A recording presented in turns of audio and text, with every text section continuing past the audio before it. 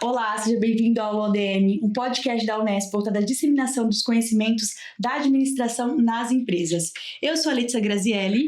Eu sou o Hugo e iremos apresentar no episódio de hoje sobre o tema da ideia ao caos organizado, gestão enxuta na fase 0 na startup.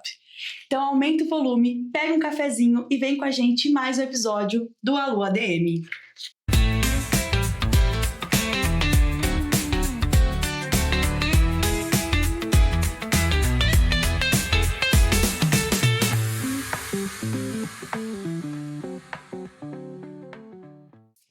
Para esse papo, recebemos a Carolina. Oi, Carolina. Oi. Prazer.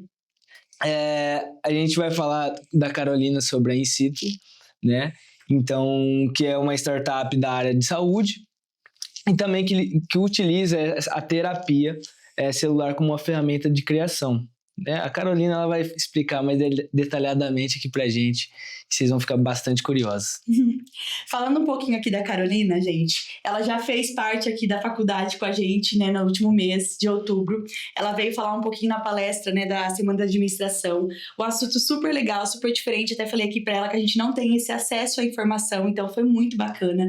E a gente imaginou que as pessoas teriam um pouco mais de curiosidade, porque no dia, com a correria, a gente não conseguiu fazer tantas perguntas relacionadas à startup, né, que a Carol tem.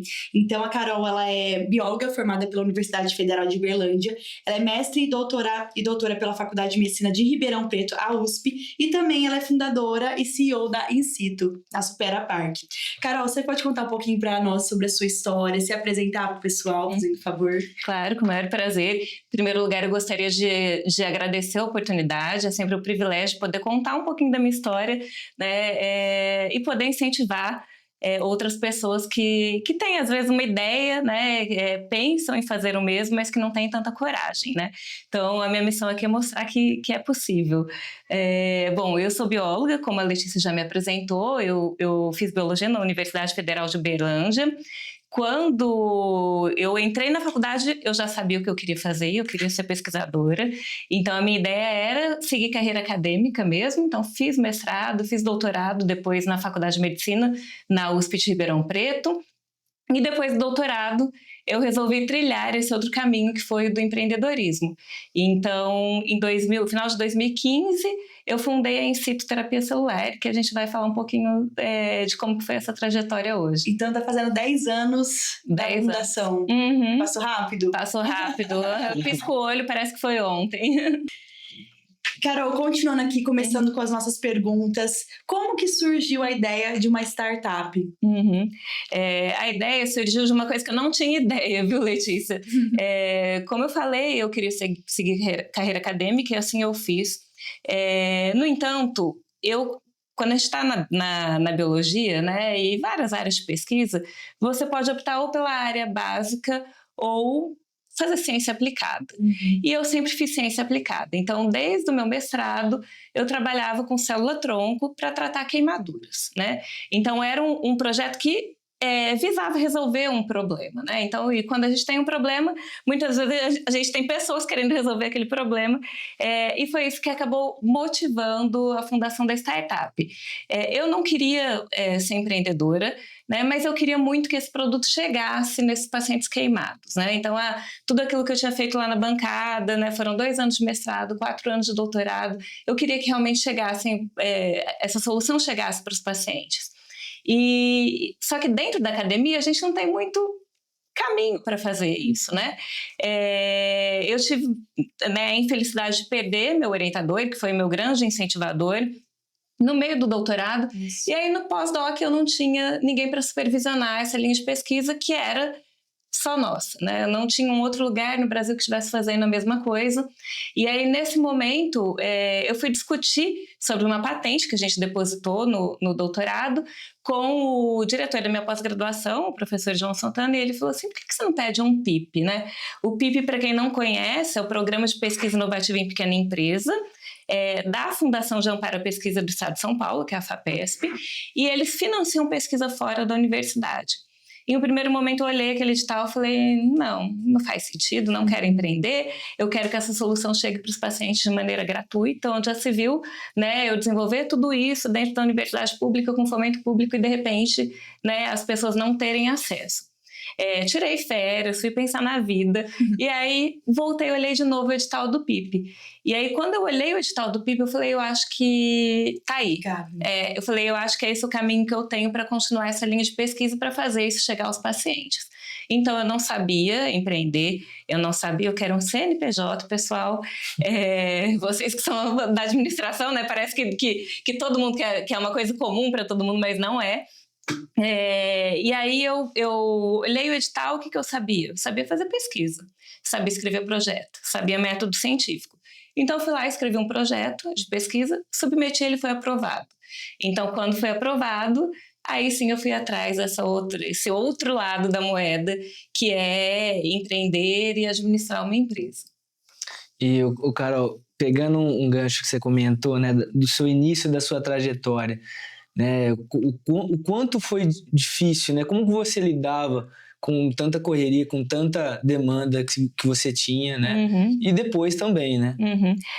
Dica que se dá também, pessoal. Quando eu fundei a Incito era uma empresa de uma única pessoa, né? Uhum. Então, assim, eu que fazia pesquisa, que já demanda muita coisa, eu que tinha que fazer toda a parte da empresa, então...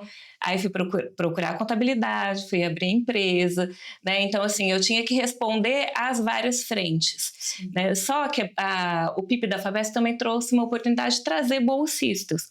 Então, aí eu fui constituindo a minha equipe, né? Fui chamando pessoas, né? Agregando pessoas, ainda com funções técnicas na maior parte das vezes. Mas sim, Hugo, eu tinha que dar conta de tudo. Então, assim, foram noites sem dormir, né? E ainda são noites sem dormir, porque é isso. O empreender, no começo, às vezes, é uma coisa muito solitária, né? E você tem que ter várias habilidades e conseguir fazer tudo com excelência, né? Porque é uma empresa que está dependendo de você ali naquele momento. Então, sim, eu tentava me dividir, mas eu tinha que fazer tudo da melhor maneira possível. Como que você lidou, Carol, falando já um pouco disso, com essas funções todas ao mesmo tempo, assim, né? Inicialmente mesmo, de abrir o CNPJ, de ir atrás de um contador. Às vezes, provavelmente, talvez no começo você tentou ver como funcionava para ver se conseguiria fazer. Depois você percebeu, né, que precisaria de mais pessoas ali para auxiliar. Como que você lidou com essa abertura, assim, mesmo da startup?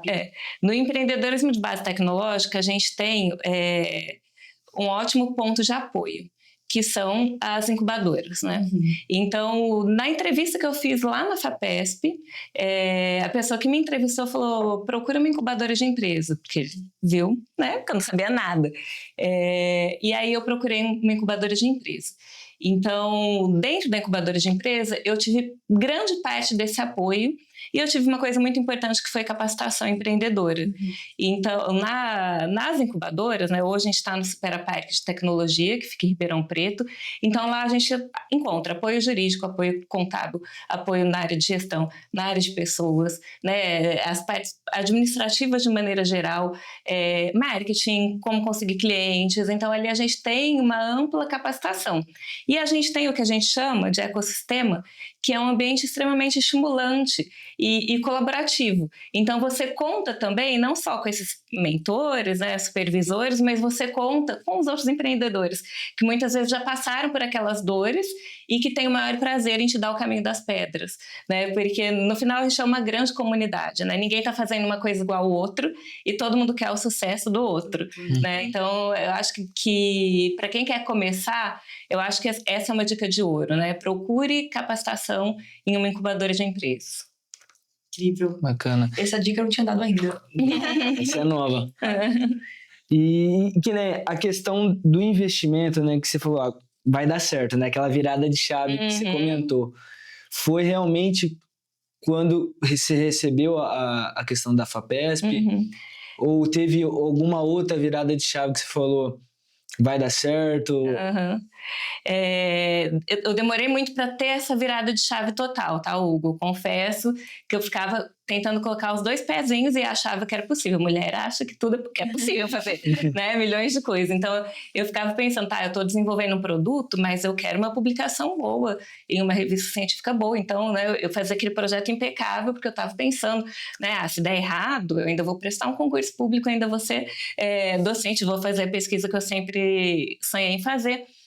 No entanto, as coisas foram caminhando e eu fui aprendendo, fui vendo, né, fui conseguindo vislumbrar o futuro, porque ali naquele início eu não tinha muita ideia de como que seria isso, né? Então eu fui conseguindo pensar mais estrategicamente em como seria a coisa.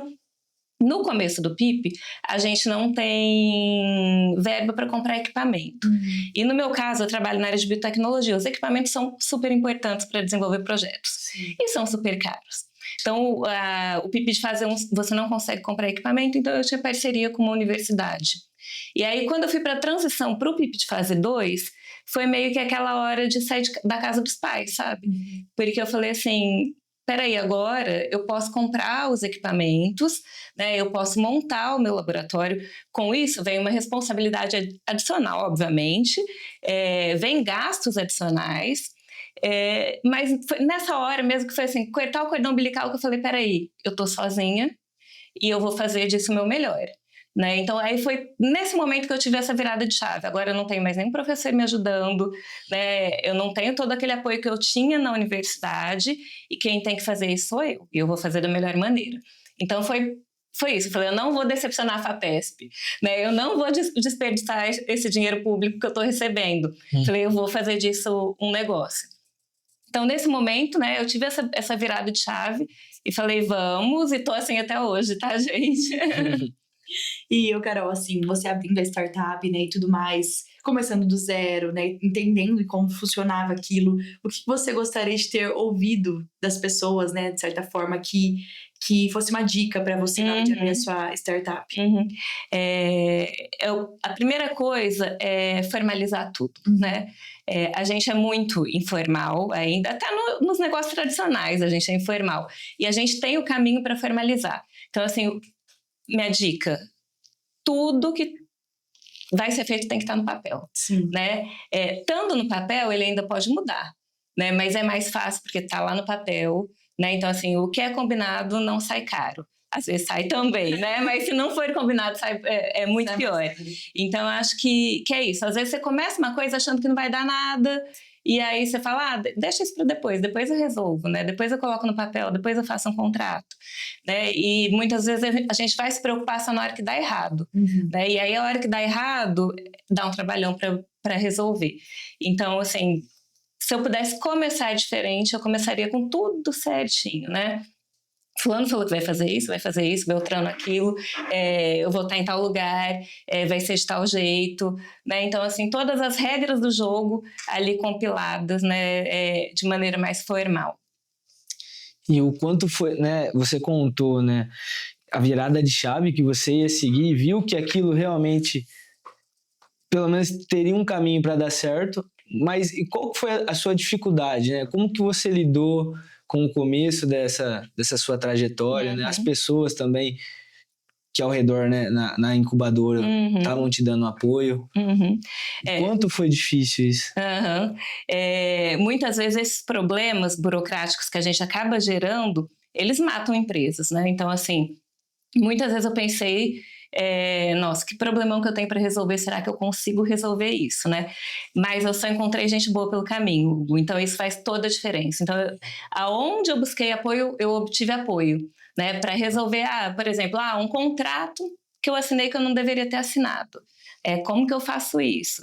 Aí eu conto sempre isso, porque eu tenho um grande amigo que é um advogado excelente, bati lá na porta dele e falei, olha, eu fiz isso daqui.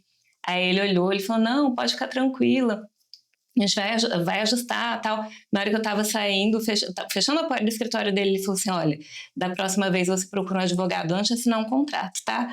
Aí eu falei, tá bom, eu levei pra vida. Eu falei, não assino nada mais sem um advogado, não assino. Então, isso, né?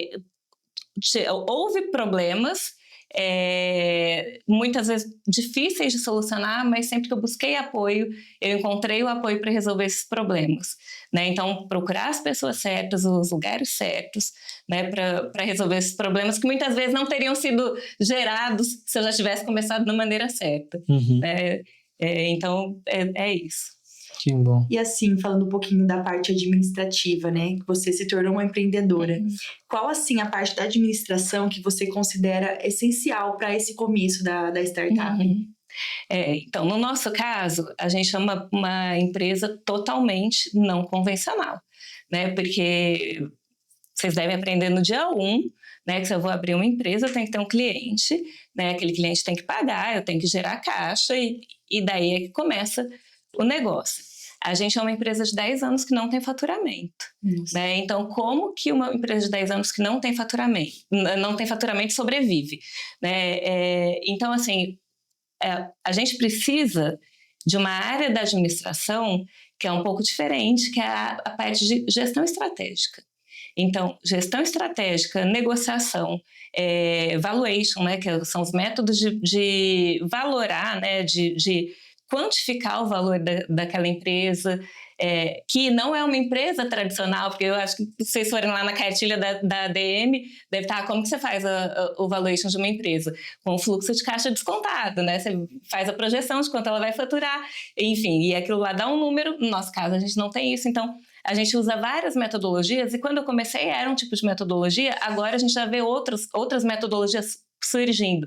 Então, assim, para a gente, uma pessoa da área administrativa com olhar estratégico é o mais importante. Então, assim, já pensando numa pergunta que eu tinha, esse olhar estratégico, então, é um diferencial para você contratar um exemplo, né? Ter uma pessoa na sua equipe, vamos dizer. Depende da função. Então, assim, hoje a gente precisa de alguém operacional, porque a gente tem, mesmo que a gente não gere caixa, a gente tem que administrar, né, o recurso que entra via fomento público ou via investimento privado. Então, a gente precisa de uma parte operacional, sim. Mas o olhar estratégico, ele faz toda a diferença, né? Eu acho que a parte operacional é mais fácil de ser encontrada. Sim. E é mais fácil de ser treinada e de ser aprendida. Agora, a parte estratégica, ela é uma parte que eu acho que tem uma capacitação difícil, né? Tem uma jornada difícil para que a pessoa adquira aquele tipo de conhecimento. E Guilherme, você falou que, né, no caso, na startup de vocês é algo mais diferente e mais incomum, né? Como vocês fazem para deixarem, né, o ambiente, os próximos colaboradores, né? Não sei se vocês fazem isso ou não, em relação a projeções, né, animações, em relação a perspectiva da empresa, né, os follow-ups que precisa ter. Hugo, a gente faz de maneira muito orgânica. A gente ainda é uma equipe pequena e a gente tem muito contato umas com as outras, né? Então, assim, lá na Incito a gente tem um princípio. A gente quer, sim, levar produtos para o mercado, mas a gente tem uma missão de levar a ciência, levar a inovação, levantar essa bandeira de fato, né, e atender a todas as pessoas de maneira igual. Então, se a gente recebe uma visita de crianças do ensino fundamental, né, a gente recebe da mesma maneira que a gente recebe um investidor renomado, a gente explica todos os detalhes, a gente mostra que a ciência é possível, né, e a gente mostra onde a gente está e onde a gente quer chegar. E toda vez o time escuta. Então, assim, né, cada visita que a gente recebe ali, tá o time inteiro escutando, e na hora que a gente vê, tá todo mundo com o mesmo entusiasmo, todo mundo falando igual, todo mundo explicando igual, todo mundo sabendo muito bem aonde a gente quer chegar com os produtos em situ. Então, é meio que aquela máxima, né, que é o exemplo, né, é como a gente lida com isso no dia a dia, que faz o nosso time se animar. É interessante você falar isso, né? Pensando em relação também da cultura, né? Sim. Porque a questão do propósito da empresa, então a empresa trabalha bastante em equipe e todo mundo vai num caminho, né? Exatamente. Pura tradição, né? São pessoas totalmente às vezes diferentes ali, também de áreas diferentes que estão ingressando, né, pelo mesmo propósito. Então eu acho que até alguma coisa, como você falou, olhar estratégico e tudo mais. Mas assim, o que você acha que talvez em outras áreas faça a pessoa ingressar também ali com vocês? Eu acho que é esse oceano de oportunidades, né, que uma startup oferece. Então, tá, a gente tem, a princípio, um único produto, né, que é o carro-chefe, a gente já pensa em outros, a gente já desenvolve outros, mas está todo mundo ali querendo levar aquele produto para o mercado. Sim. Né? Então, por mais que eu tenha pessoas que estão focadas em outros projetos, o objetivo maior é um só. Né? E a partir do momento que a gente leva um, os outros caminham junto. Né? Então, eu acho que é isso, né? Esse espírito de equipe mesmo. Sim. Né? Tá todo mundo ali Esse propósito. com o mesmo propósito. Muito interessante. E, que nem, curiosidade, vocês são em quantos? Hoje nós somos em 8. 8 mulheres. 8 mulheres. mulheres. E 8 mulheres. E como que é, né? Pensando na parte também de gestão, né? Liderança. Como que é você fazer essa gestão? Uhum. Também um gancho, né? Uma dica que você daria. Hugo, hoje, né? Antigamente a gente entrevistava as pessoas do tipo, gostei dessa pessoa. E a gente deu sorte até então, tá? Mas era assim, gostei, essa pessoa é legal, vem. Né? No nosso último processo seletivo, que a gente trouxe 3 pessoas novas ao mesmo tempo, 3 não, 4, porque a administradora também, a gente contratou uma psicóloga especialista em RH. Por quê? Porque a gente tinha um monte de currículo bom, um monte. Né? Mas a gente não queria perder essa qualidade que a gente tinha do time. Né? Um time que se dá bem. Né? Nós somos amigas no dia a dia, amigas fora ali da Incito. Né? A gente não tem, de maneira geral, conflitos que a gente observa, né, em empresas. Então, a gente pontuou para essa pessoa da RH, a gente quer continuar tendo um time bom. Sim. Né? Então, a gente quer pessoas que tenham essa característica de trabalhar bem em grupo, de resolver problemas. Então, é muito mais fácil fazer a gestão das pessoas quando a gente já traz as pessoas certas para o time. E aí, eu faço gestão pontualmente. Né? Elas têm habilidades técnicas excelentes, então cada uma sabe muito bem o que está fazendo, e a gente semanalmente conversa, o que foi feito essa semana, o que deu errado, às vezes dá um monte de coisa errada, o que deu certo, daqui a gente segue, então, pelo caminho A, daqui a gente segue pelo caminho B. Então, assim, a gente vê muito pontualmente. Nessas últimas semanas tiveram 2 episódios, um que elas foram passar por um treinamento que era muito difícil em uma outra instituição, e elas passaram de primeira, assim, no treinamento, né? E eu falei, o mérito é totalmente de vocês. Falei, a gente não fez nada, não foi a gente que ensinou para vocês a fazer esse treinamento, porque eu nunca fiz isso. Né? Falei, meu único mérito foi ter escolhido vocês, né? Então tá tudo certo. E a gente teve um problema também, né? Problema de dia a dia de laboratório, uma coisa deu errada. Eu cheguei na Incito 9 horas da manhã, elas já tinham resolvido o problema, já tinham ligado para quem tinha que ligar, já tinham, né? Aí eu falei, é isso, né? Aí só me chegaram com o problema e com a solução, né? Eu pensei em fazer isso, pensei em fazer aquilo, né? Aí eu falei, ótimo, né? Então, assim, eu acho que a gestão de pessoas ela é muito fácil quando você está trabalhando com as pessoas certas. Legal. E assim, a gente também estava curioso sobre isso quando a gente conversou com você. O que muda na sua questão de liderança da startup para uma empresa mais tradicional? A pessoa fica às vezes mais curioso sobre a startup em geral, né? Às vezes tem essa dúvida da diferença mesmo. Eu acho que eu nunca estive numa empresa tradicional, Letícia, né? Mas eu acho que o principal é essa agilidade e essa proximidade. Então, a gente não é setorizado, né? Se a gente tem um problema, a gente consegue resolver, às vezes, em uma conversa. Sim. Né? Eu não preciso passar pelo setor A, B, C, D, né? Aprovação, eu espero e volta. Então, a partir do momento que a gente resolve que uma coisa vai ser feita, o caminho é muito simples, né? É muito rápido. Então, por isso que a gente fala que a startup tem gestão enxuta e gestão ágil, né? A gente não pode perder tempo, porque é isso, inovação, tempo é precioso, né? Se eu demoro muito para fazer alguma coisa, às vezes vem um concorrente lá de fora e faz a mesma coisa mais rápido. Então, é isso. Eu acho que o principal é muito mais fácil você remar, que seja com 8 pessoas em um bote, do que você tomar conta de um transatlântico, que eu não sei nem, né, em que andar que a outra pessoa está, né? Então, eu acho que essa é a principal diferença. Aproveitando que ela falou agora sobre a concorrência, vocês já comentaram com a gente na palestra sobre, né, a pesquisa de vocês, que é uma pesquisa que não existe em nenhum outro lugar. Então, assim, como que é para vocês também essa parte da concorrência que pode, de certa forma, aparecer?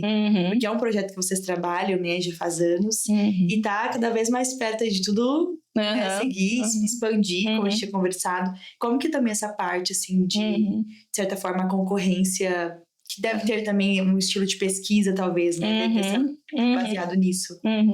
Ótima pergunta, Letícia, porque a inovação é inovação até o capítulo 2, né? Pioneirismo, né, acaba a partir do momento que as outras pessoas começam a fazer a mesma coisa. E vai acontecer, né? A gente não acredita que a gente vai surfar sozinho essa onda. E aí entra o papel, de novo, da gestão estratégica, né? Em pensar como que a gente vai se proteger dos possíveis concorrentes, né? Então, desde o dia zero, a gente sempre está pensando nisso. A gente nunca pensa que não vai acontecer. Se preparam para uma coisa possível. Exatamente. E, assim, um dos principais mecanismos que a gente tem de se proteger é proteger a propriedade intelectual. Então, hoje a In Situ é o quê? Ela tem valor pelo quê? Né? Pela propriedade intelectual. São nossas ideias que estão ali sendo consolidadas e se transformando em produtos.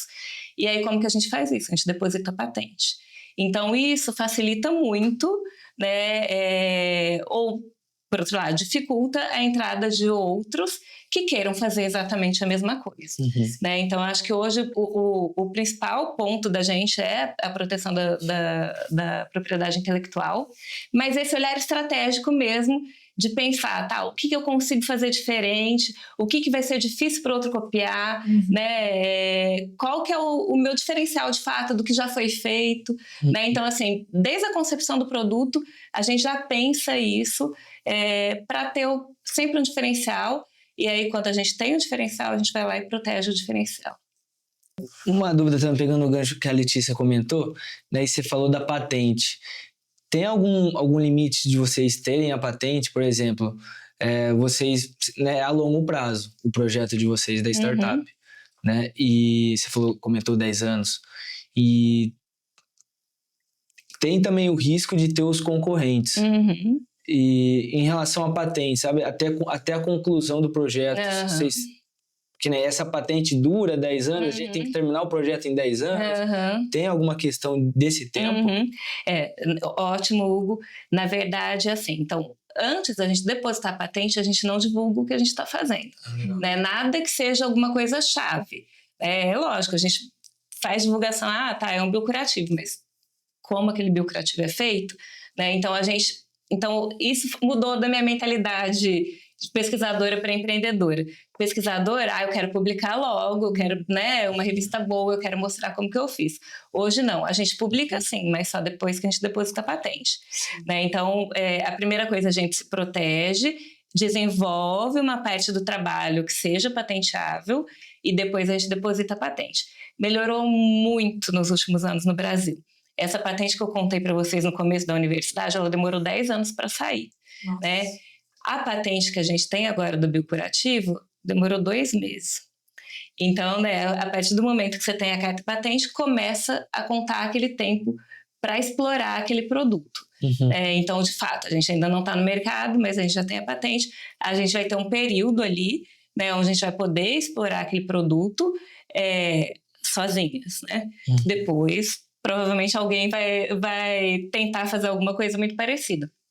Mas a gente acha que esse é o tempo que a gente precisa para ganhar o mercado, né? E aí eu passo a ter questões concorrenciais de mercado, né? Como que eu vou acessar o mercado, como que eu vou expandir, né? E aí, então, o jogo é diferente, aí é o administrativo, né? Não é a gestão. É o administrativo, é o marketing, né? Falando um pouco também nessa parte de gestão, como é para você equilibrar essa parte da gestão com também a parte inovadora, né? Você continuar inovando e tendo ao mesmo tempo essa gestão organizada. Para mim, inovar é mais fácil do que fazer a gestão. Então, assim, acho que o cientista, ele é assim, né? Ele é um ser curioso.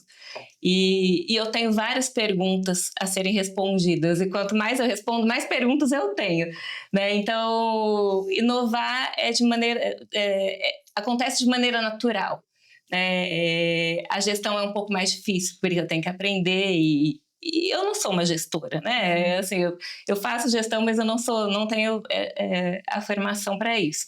Então, a gente tem N perguntas e você estar sempre de olhar aberto, né? Olhando para aquilo e vendo sempre onde você não respondeu, isso gera inovação, né? Uma inovação natural.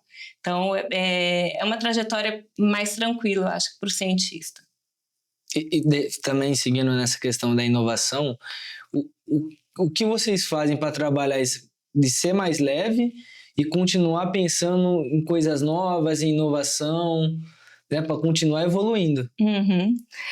Ótimo. A gente, na verdade, Hugo, a gente tem meio que, às vezes a gente tem que se conter. A gente tem tanta coisa que a gente quer fazer, imagina, né? 7 cientistas, né, pensando. E várias vezes o que a gente tem que fazer é assim, não, vamos colocar o pé no chão, né? Vamos fazer isso daqui primeiro e depois, então, elencar prioridades, porque senão a gente não consegue fazer tudo, né? Mas os projetos, né? Tipo, às vezes a gente olha problemas hoje também de mercado, né? E a gente pensa e fala, ó, tá aí um lugar onde a gente também pode inovar. Então, a gente hoje não olha só para a ciência, né? A gente olha também para o mercado e a gente vê os gaps que tem ali, que também podem gerar algum tipo de inovação. Interessante. E na sua visão, assim, falando um pouco mais da parte de startup, o que você acha que assim, qual que é o papel da inovação para essa startup ela continuar, às vezes, de certa forma, ali crescendo e se diferenciando também? Letícia, aí eu acho que inovação é uma prioridade para qualquer tipo de empresa. Eu acho que não só para startup, eu acho que mesmo as tradicionais que não inovam, elas tendem a ir por um caminho que não é muito bom. Eu acho que inovação é uma obrigação. Né? Porque você pode inovar, você não precisa necessariamente gerar um produto novo, mas você pode gerar um processo novo que pode melhorar, né, aquele produto ou que pode melhorar o ambiente, né, de desenvolvimento daquele produto. Então, eu acho que, assim, que uma empresa sem inovação, ela não sobrevive por muito tempo de maneira saudável. Né? Então, eu acho que inovação é uma prioridade em qualquer tipo de empresa, principalmente numa startup de base tecnológica. Né? Eu acho que startup de base tecnológica e inovação são quase sinônimos. Né? Você não cria uma coisa do zero, né? Sem ter essa pergunta maior, né? Essa inovação maior, esse diferencial. E que nem você comentou também que vocês têm várias ideias, né? Que vocês têm bastante ideias, 7 cientistas. E como vocês, em relação a alguma metodologia, alguma forma que vocês pensam, qual que é a prioridade? A gente tem 10 ideias. A gente vai pela prioridade, vai pela urgência, tem algum diferencial que vocês optam seguir um caminho ou outro caminho?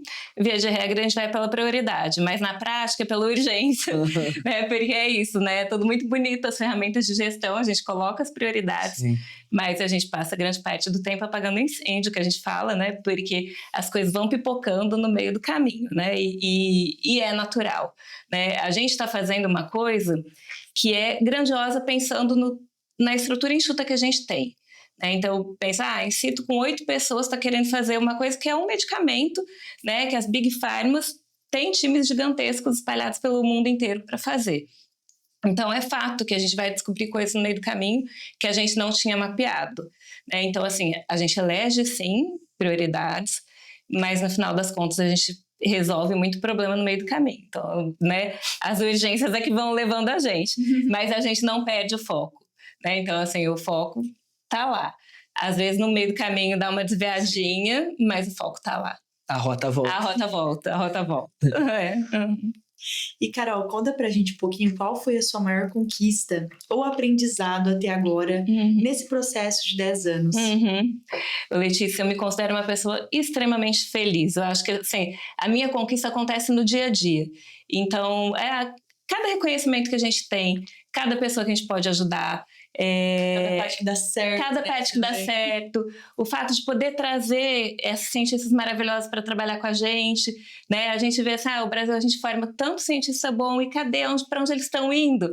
Né? Às vezes estão indo fazer outras coisas porque a gente não tem lugar para trabalhar de fato.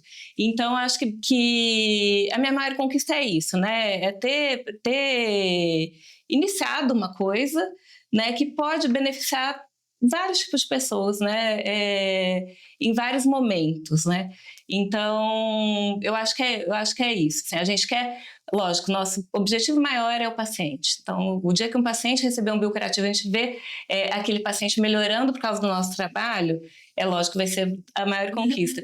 Mas no meio do caminho a gente tem tantas outras pequenas conquistas do dia a dia que é impossível não valorizar e não me sentir feliz olhando toda essa trajetória. A cada passo. A cada passo. Uhum. Você falou das pessoas, do propósito, né? Da felicidade. O propósito, o impacto que vocês querem gerar, qual seria? Que vocês querem passar? O que a gente quer passar? A gente quer ajudar as pessoas, né? Através da ciência. Então, a gente começa com esse produto número 1, que é para tratar feridas. Então, se a gente conseguir literalmente fechar uma ferida, né, a gente vai estar feliz com isso. Fechar uma ferida com ciência nacional, né, tipo, alta tecnologia nacional a preço justo, né, é esse o nosso grande propósito. E vocês têm algum plano de expansão, além aqui do Brasil, assim? Porque como é uma coisa que não tem em outro lugar, isso pode ser muito bem visto aqui, mas também pode ser muito bem visto no exterior. Sim. O problema de feridas, ele é global, né? Às vezes a gente pensa que é uma característica de um país subdesenvolvido, mas não, né? Estados Unidos, Europa, tem números gigantescos de pacientes com feridas. Então, sim, a gente quer expandir, a gente tem um propósito muito grande de começar pelo Brasil, mas a gente quer, assim que a gente começar, a gente quer também internacionalizar e levar esse produto para outros países. Uma curiosidade também, Carol, esse produto ele é apenas para feridas de queimaduras ou eles são para outras feridas também? Por exemplo, assim, é uma ferida que não é uma queimadura, mas é uma ferida meio exposta, algo assim. Ele também daria certo. A gente fala que ele é um produto para feridas graves, né? Tem um tipo especial de ferida grave, que é aquela que a gente fala que é crônica, que ela demora muito para fechar. Às vezes a pessoa fica a vida inteira com uma ferida aberta, né? Então, para esse tipo de ferida. Não é pro cortinho que eu tava lá cortando cebola, cortei meu dedo, né? Que eu coloco um band-aid e na outra semana resolveu. Não é para isso. É para aquela pessoa que realmente sofre, seja com uma queimadura grave, extensa, seja com uma ferida que não fecha, seja por uma ferida aguda de um acidente muito grave. Então, para todas aquelas feridas que a gente acha que não, a nossa pele não vai ser sábia o suficiente para trabalhar sozinha e cicatrizar aquela lesão, ela pode se beneficiar do biocurativo. Que incrível. E pensando na característica do produto de vocês, tem alguma recomendação que o paciente ele não deve cumprir? Por exemplo, não pode passar e se expor no sol, ou tem que lavar antes, né? Questão de higiene. Ótimo, Hugo. Hoje a gente está no estágio que a gente chama de pré-clínico, então a gente ainda não foi para o paciente. A gente está indo para o estudo no paciente. E aí, por questões regulatórias, então a Anvisa, a gente tem que colocar o que a gente chama de critérios de inclusão e de exclusão. Então, em um primeiro momento, a gente vai tratar um pequeno grupo de pacientes que tem lesão por pressão, que é o nome técnico para o que a gente chama de escara. Então, aquele paciente que é acamado, idoso, né, que passa muito tempo sentado ou deitado, ele desenvolve aquelas feridas, que são as escaras extremamente dolorosas, difíceis de tratar e que pioram muito o prognóstico do paciente. Então, às vezes, o paciente está internado por um problema A, ele desenvolve a ferida e a ferida começa a ser o principal problema, né? E aí, durante o estudo clínico, a gente vai delimitar esse problema e a gente vai obter um registro junto à Anvisa para aquele problema com os critérios de inclusão e exclusão. E depois a gente vai expandindo isso. Então, quando a gente for para o ambiente real, né, o público em geral, né, como que vai ser isso? Mas, a princípio, a gente não acredita que tenha uma contraindicação muito grave e nem que tenha um efeito adverso muito grave. A gente vê que essas células que a gente usa, elas são extremamente seguras. Então, os meus dados pré-clínicos que a gente fala, então, tudo que a gente fez no modelo animal, no teste in vitro, demonstram que o meu produto é seguro. Tudo que está na literatura, então o mundo inteiro já publicou trabalhos com essa célula demonstrando que é seguro. Então, tem essas duas prioridades, né? Seguro primeiro e eficaz depois. E a gente não acredita que a gente vai ter nada. Lógico que tudo pode acontecer, né? Mas a gente não acredita que a gente não vai encontrar nada muito além do esperado. Carol, você teve algum mentor, algum livro, alguma ferramenta que te ajudou, né? Que fez você pensar em administrar de uma forma diferente? Bom, Letícia, quando você fala isso, né? Eu penso em vários, né? Vários. E seria até injusto falar, né? O meu favorito é um só. Mas quando a gente fala um mentor, né? Um ídolo, a gente pensa sempre numa capacidade técnica. Né? Se eu for falar, um autor de um livro, ele é um técnico muito bom em um determinado assunto. E hoje eu tenho valorizado mais as habilidades reais, né? O meu pai, por exemplo, ele me inspirou, ele é biólogo, então ele me inspirou, eu sempre quis ser pesquisadora pela convivência com ele, né? Mas a habilidade, por exemplo, de resiliência, de negociação, de resistir de fato, veio da minha mãe, que entre muitas aspas era sua mãe, né? Então eu acho que assim, essas habilidades das pessoas reais, das pessoas comuns, entre aspas, de novo, né? De estar dando o melhor delas e fazendo, né? Às vezes com brilho nos olhos, com sorriso no rosto, né? Eu acho que elas que me inspiram hoje. São essas pessoas do dia a dia, que você olha e fala, gente, como que essa pessoa fez tanto com tão pouco, né? Então, assim, acho que a habilidade técnica a gente treina, a gente ganha, mas eu acho que a gente está carente desses outros tipos de habilidade, que às vezes quem a gente não valoriza tem muito bem. Né, você fala com brilho nos olhos, né? A felicidade que você expressa da startup. O conselho, assim, que você daria, né? Pro pessoal que está assistindo a gente. Um grande conselho. Eu acho que é isso, não perder o brilho nos olhos, Hugo, né? Eu acho que, assim, trabalhar nunca vai ser fácil. Né? Você desenvolver uma coisa nunca é fácil, mas acho que gostar do que faz, eu acho que é um privilégio de poucos, né? Então, assim, escolher uma coisa que você goste. Se você não gostar de todos os aspectos daquela coisa, eleja um, né? Dentro de tudo aquilo, o que me faz brilhar os olhos, né? E segue nesse rumo.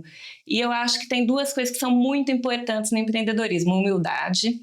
Então, eu comecei a empreender, eu já era uma doutora, mas eu não sabia nada de empreendedorismo, né? E olhar para isso, então, realmente, eu não sei, eu tenho que aprender, ouvir o que a pessoa está falando, porque realmente eu não sei, né? Acho que aceitar e resistir, né? Eu acho que resistir é importante, porque o que eu já falei, nunca vai ser fácil. E se você desiste na primeira dificuldade, você nunca vai fazer nada, né, que você olhe para trás e fala, nossa, meu orgulho disso que eu fiz. Então, assim, não é fácil e nunca vai ser, né, mas eu acho que a gente tem que procurar esse prazer, essa alegria, que não seja uma grande coisa, nas pequenas coisas, né, tem que ter essa habilidade de ouvir, muitas vezes quem você acha que nem iria contribuir, né, e a capacidade de resistir e de seguir em frente. Que incrível, Carol. Bom, pessoal, esse foi mais um episódio do Alô ADM, um podcast feito pelos alunos da graduação e pós-graduação da administração.